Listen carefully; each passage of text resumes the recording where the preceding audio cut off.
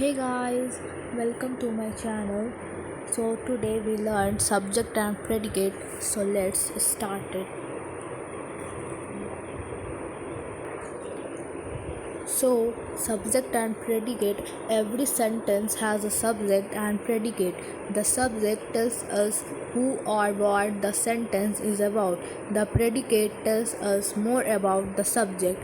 What is the subject of a sentence? Imagine someone asked you what is the subject of a sentence. How would you define it? We know three things are generally required to create a complete sentence: subject plus verb plus direct object. But what are they exactly? The subject of the sentence is the noun that is doing or being something. The verb is carrying out the action of linking the subject to further information, and the direct object is receiving the action of the verb.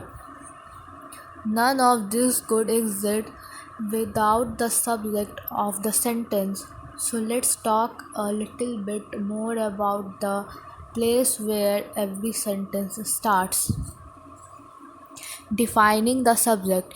You could also say the subject of a sentence is what it's about. That's true enough, but it's more than that. The subject is the noun that doing or being something. Let's look at an example. The dog ran to greet his friend. What is the subject about? The dog. But the better question is who or what ran? The dog. And there we have the subject of the sentence. It's doing something, in this case running. His friends is not the one doing something in a sentence. The dog is carrying out the action. Now there are three types of subject. With this in mind, let's discuss three main types of subjects. They are simple subject, compound subjects, and noun phrases. We'll start with the most basic form, simple subjects. In the example above, the dog is a simple subject.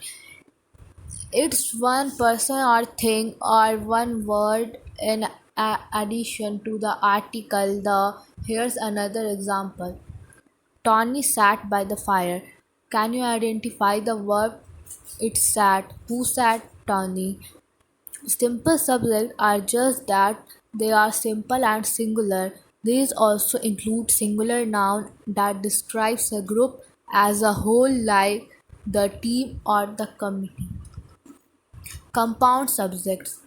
The next type of subject is a compound subject. These subjects contain two or more nouns or pronouns. That easiest example is this: Tony and Luke sat by the fire. Clearly, we have two people sitting by the fire and they are both the subject of a sentence. You might also see something like this: Tony and her brother sat by the fire. Here we have a mix of noun and pronoun, but they are all part of the sentence. Who or what say by the fire, both Tony and her brother. Now third one is noun phrases. A noun phrase is a group of words that function together like a noun. They provide more detail than a singular or even compound subject. Here's an example. The next person to speak out to turn will spend the afternoon in detentions. Here we have a noun phrases. Who will spend the afternoon in detentions? You might be tempted to single out the word person, but the subject is not just any person, it's the next person to speak out to turn. Thank you. I hope you'll enjoy this video.